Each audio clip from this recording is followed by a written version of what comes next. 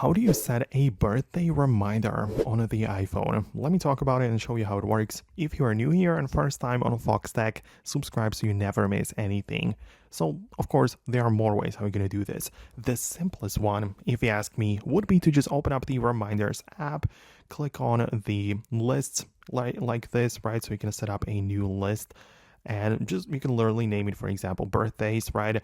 And then inside of that list of reminders, you're gonna set up a new one, click the plus button, name it like a birthday of someone, right? So you can just type in the name and their birthdays, and you can literally choose the date and the time to be reminded. So this is where you pick the actual date, which is correct. You can also choose the time when you want to be reminded, but the important thing is that you can see the repeat option. So you can tap on repeat and make it be repeated yearly, because that's the point of birthdays, right? And as long as you have that, you'll always get the notification every single year that that person has birthday and you're going to be reminded about it.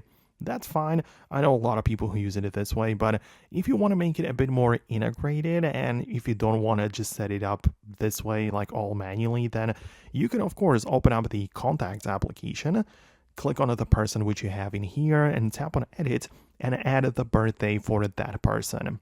That's cool because you have it stored in the contacts, but it also means that when you go to your calendar on that particular date, you also get the event saying that it is the birthday of that person, which makes it more automated. And if you have like notifications set up for your calendar, then it's also going to notify you about it. So as I say, you have like more options. Depends on which one you which one you decide that you want to use. So let me know what you think below. Subscribe for more, and I'll talk to you in the next videos as well.